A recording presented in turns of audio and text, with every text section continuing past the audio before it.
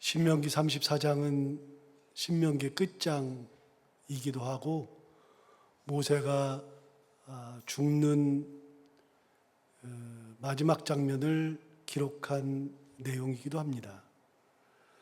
그렇게 모세가 마지막에 하나님의 부르심을 받아서 죽음의 길을 갈 때 어떻게 하고 죽었느냐가 성경에 나오는데요.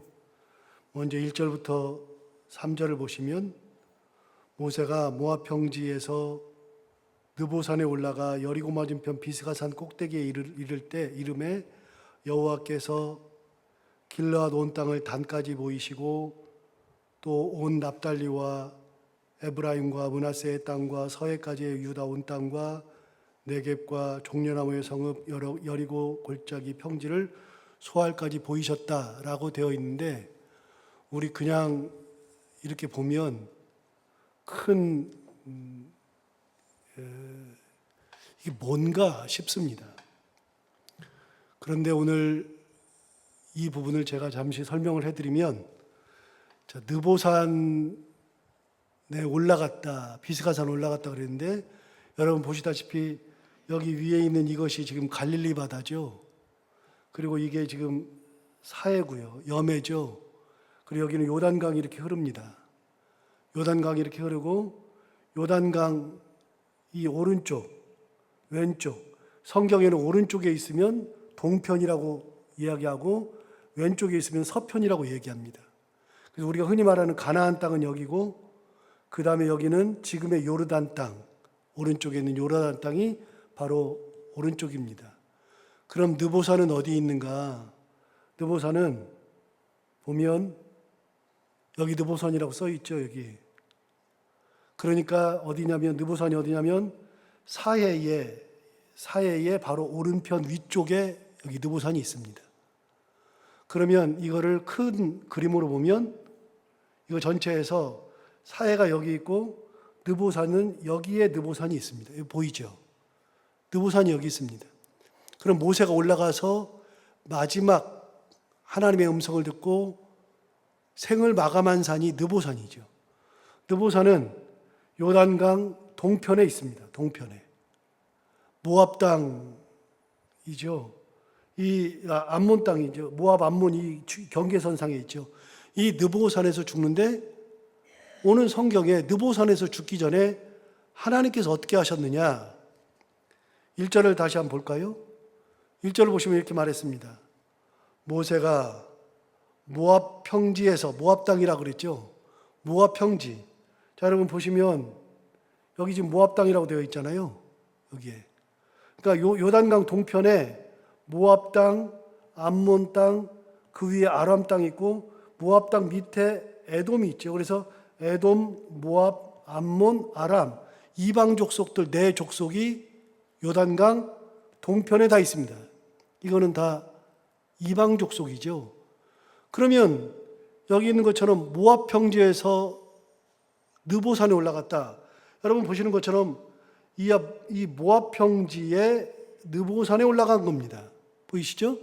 자, 그럼 이 느보산에서 마지막을 보내는데 1절 다시 보시면 모세가 모압 평지에서 느보산에 올라가 여리고 맞은편 비스가산 꼭대기에 이름에 여호와께서 길르앗 온 땅을 단까지 보이셨다 그랬습니다.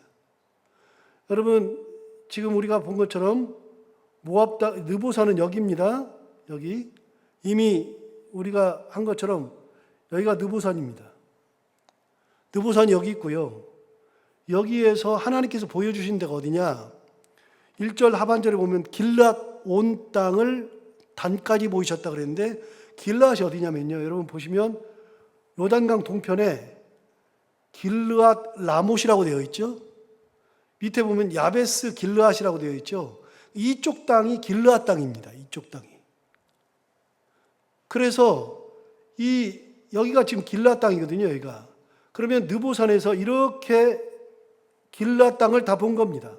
여기 보고 길르앗 땅을 보고 그 다음에 단까지 보이셨다 그랬는데 단이 어디 있느냐? 단은 여기가 단입니다. 여기가 어디냐?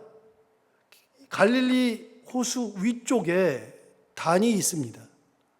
그래서 모세가 마지막에 본 땅은 느보산에 서가지고 길앗 땅과 단까지 이렇게 북쪽을 향해서 본 겁니다. 1절은 북쪽 향해서 본 거죠.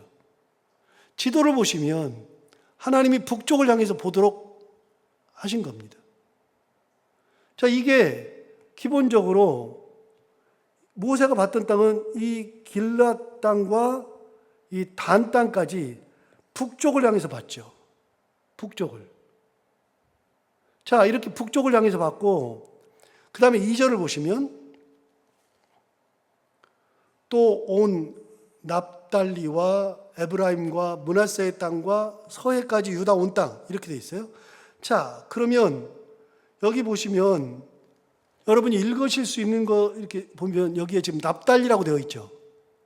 갈릴리 바다 왼쪽 편에. 여기는 지금 다 이 납달리 땅은 이 요단강을 중심으로 해서 이제부터는 요단강 서쪽인 가나안 땅을 보게 하시는 겁니다.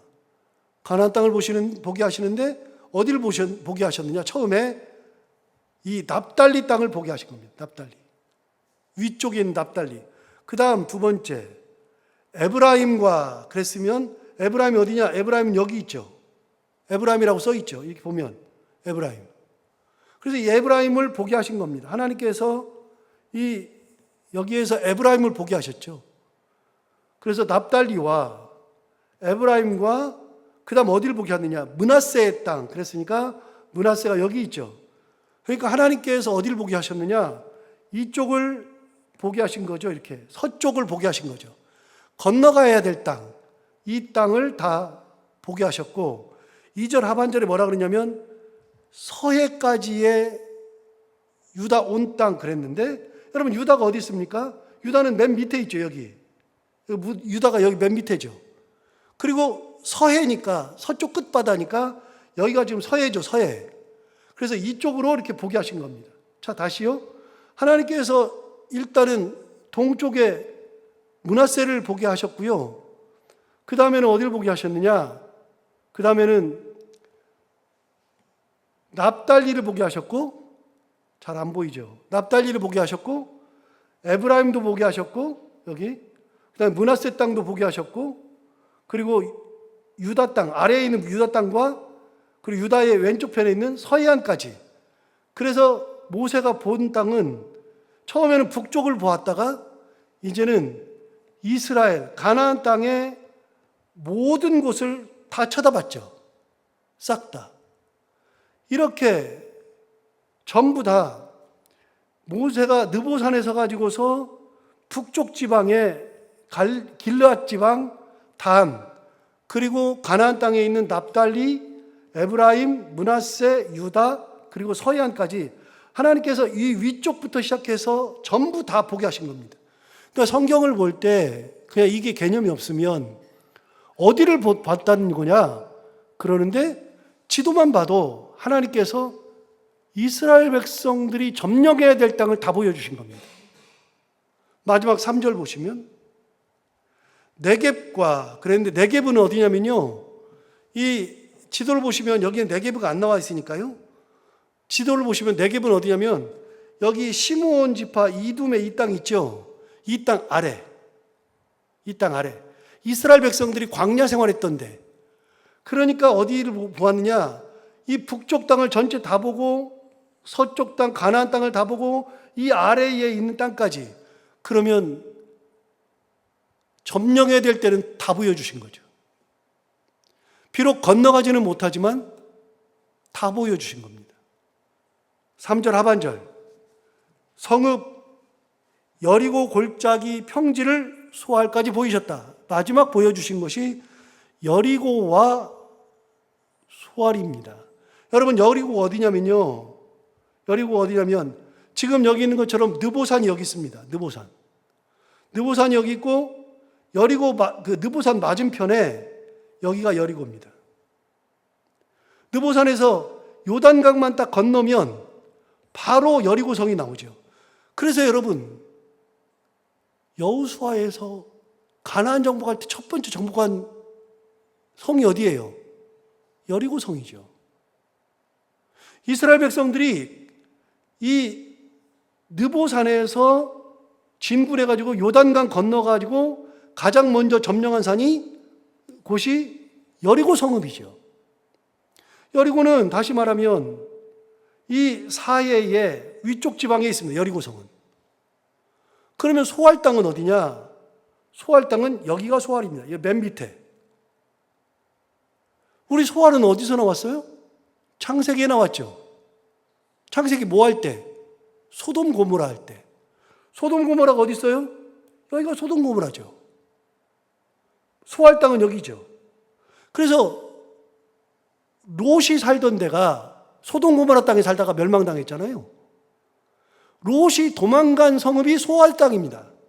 롯이 소할로 도망가요. 그러니까 이거는 전부 다 사해 근처에 있죠. 사해. 그래서 여러분 롯의 아내가 무슨 기둥으로 변했죠? 소금 기둥. 왜요? 사해 근처잖아요. 소금 기둥으로 변할 수밖에 없죠.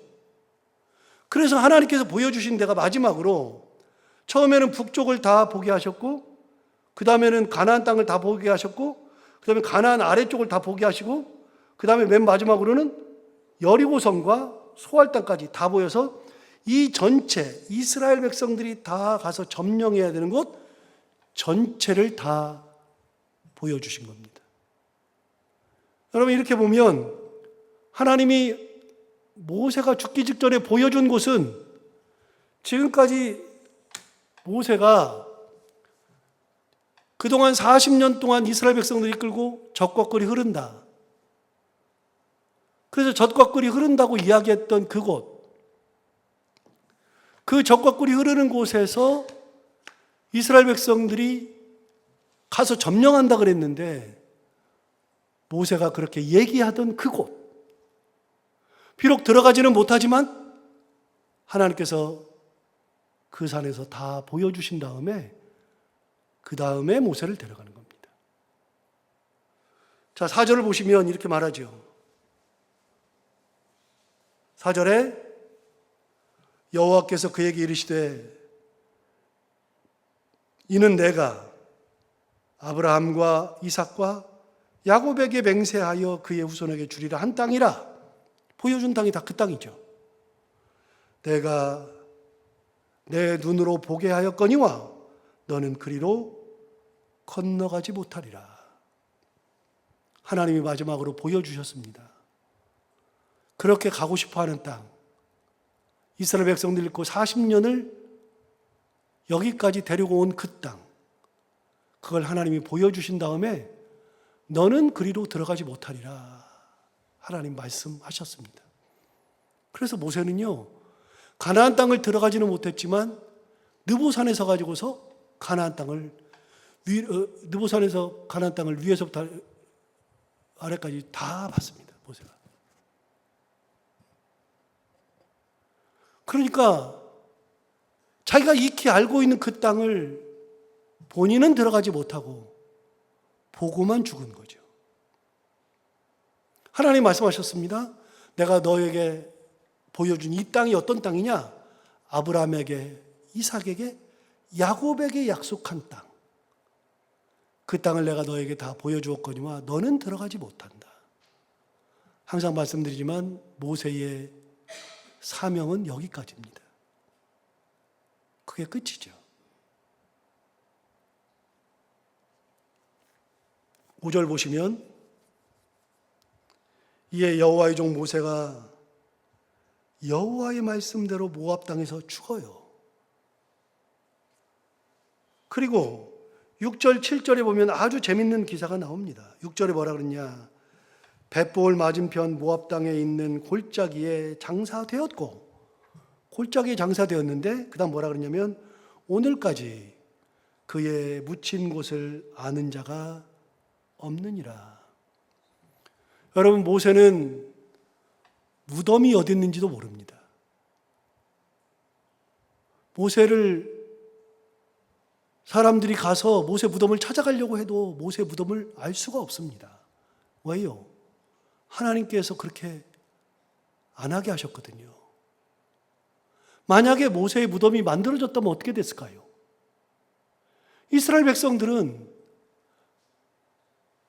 땅에서 신들을 보다가 하나님이 이스라엘 백성들을 끌고 나올 때 하나님의 얼굴이 안 보이니까요. 형상이 안 보이니까 굉장히 괴로웠어요. 형상을 좀 보여주면 좋은데. 그런데 역사는 일어나. 10가지 재앙이 일어나고 홍해가 갈라지고 만나를 주시고 메추라기를 주시고 이적들을 물리치고 하나님께서 시내산에서 큰 기적을 행하시고 십계명도 주시고 성막도 짓게 하시고 그런 일들은 막 생기는데 하나님의 모습은 보이지 않아요. 아니 지금까지 신이 보이면 좋은데 우리도 신심을 가질 때 상이라도 있으면 그 앞에 가서 이렇게 하고 있잖아요. 심지어는 우리는 돌만 쌓아놔도 돌 앞에 가서도 이렇게 하잖아요. 우리는 마을에 있는 당산에 있는 큰 나무만 봐도 이러고 있잖아요. 그러니까 우리는 뭔가가 형상이 있어야 되는데 하나님의 형상이 없으니까 얼마나 답답해요. 이스라엘 백성들이 진짜 답답해하는데 모세는 하나님 대신이거든요. 그런데 모세가 사라지면 이스라엘 백성들은 공중분해돼요. 그러니까 이스라엘 백성들은 모세가 사라지면 여호수아가 섰는데도 일만 생기면 모세한테 찾아갈 거예요. 무덤에 찾아가죠. 무덤에 찾아가가지고서 모세의 죽은 정령을 불러내죠. 그분은 가셨는데 의미 없는데 죽은 사람을 자꾸만 소환한단 말이죠. 하나님은 원천적으로 막았습니다.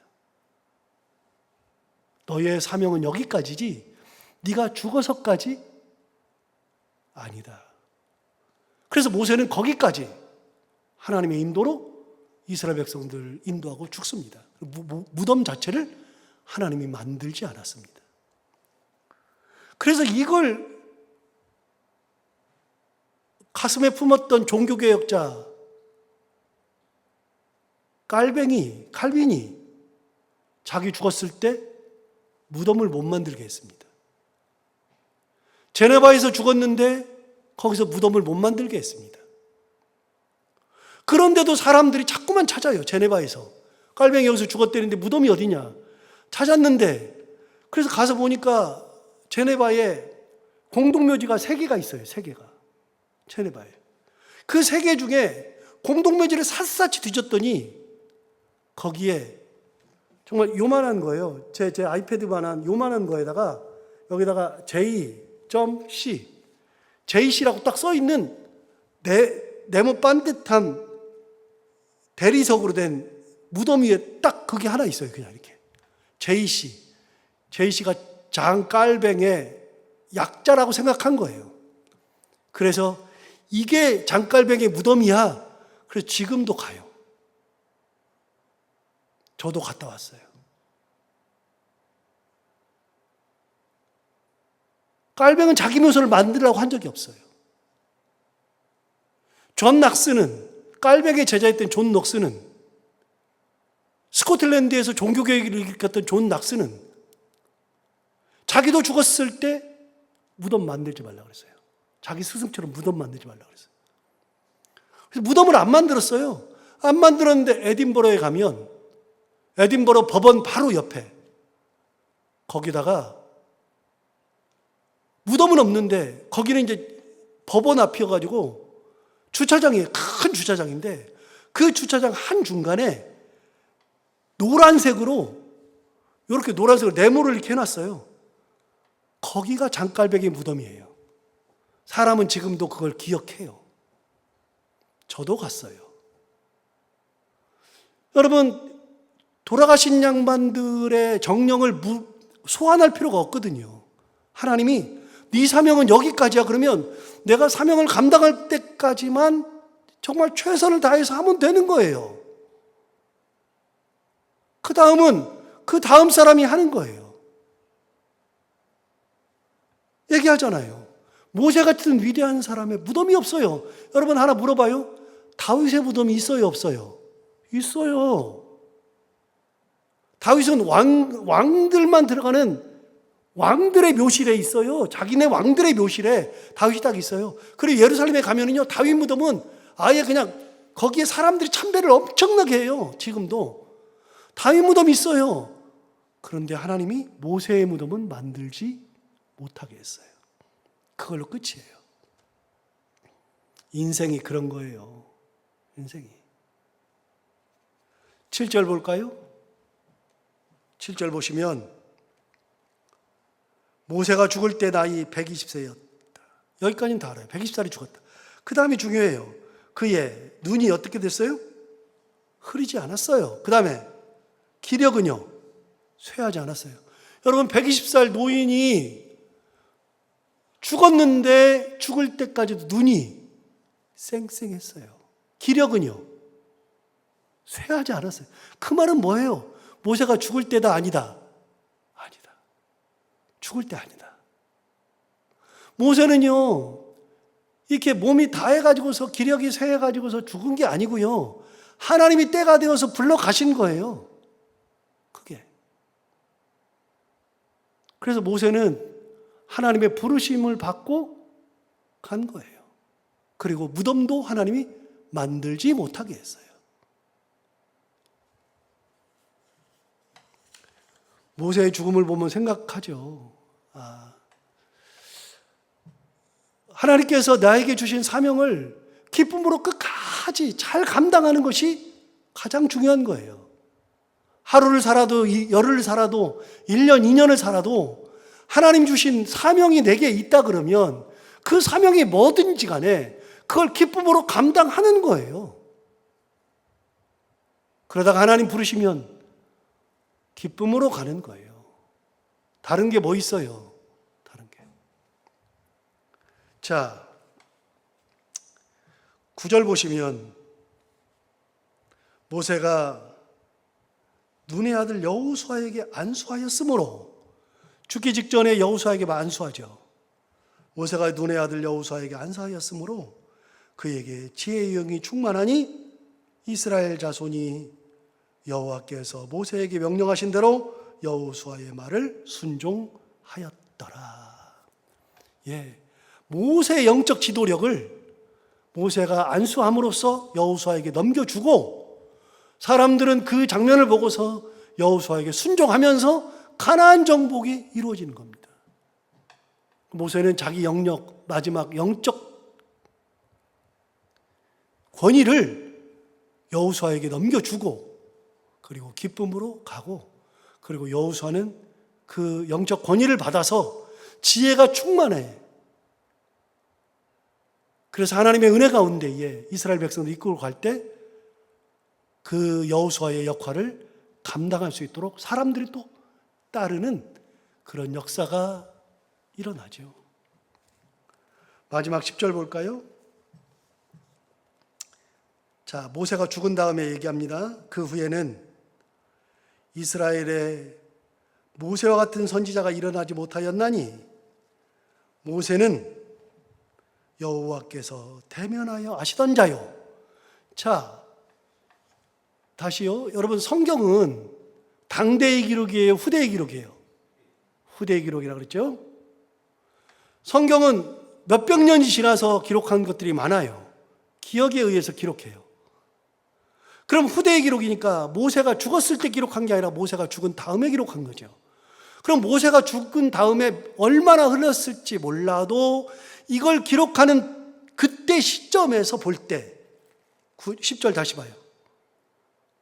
모세가 죽은 다음에 한참 지났을 때 그 후에는 이스라엘에 모세와 같은 선지자가 일어나지 못했어요. 그때까지도. 두 번째, 모세는 여호와께서 대면하여 아시던 자요. 어느 누구도 하나님을 대면하여 아는 자가 없어요. 11절, 여호와께서 그를 애굽 땅에 보내사 바로와 그의 모든 신하와 그의 온 땅의 모든 이적과 기사와 모든 큰 권능과 영을 행하게 하셨다. 그래서 모세가 애굽 땅에서 바로와 그의 신하들에게 하나님의 능력을 행하였던 귀한 일꾼이었다. 12절 하반절, 온 이스라엘의 목전에서 그것을 행한 자이더라. 그래서 애굽 땅에서 행한 모든 것은 하나님이 모세에게 보내서 바로와 그의 신하들 앞에서 모든 이적과 기사와 권능과 위엄을 행하였던 그때의 모세. 그런데 때가 되니까 모세가 모든 것을 여호수아에게 물려주고 하나님 부르심에 맞게 느보산에서 죽어서 벳보을 맞은편 그곳에 장사되었다. 이게 모세의 일생의 끝이죠. 여러분, 우리도 모세와 같이 우리에게 사명 주셨을 때 어떤 사명이든 상관없어요. 그 사명 받았으니 그 사명을 잘 감당하고 하나님 은혜 가운데 잘 살다가 부르실 때는 또 기쁨으로 가고 그렇게 하나님의 은혜 가운데 살아가는 우리 모두가 다 되기를 바랍니다. 기도하겠습니다. 하나님 아버지 감사합니다. 오늘 귀한 말씀으로 일주일의 하루를 시작하기 위해서 감사합니다.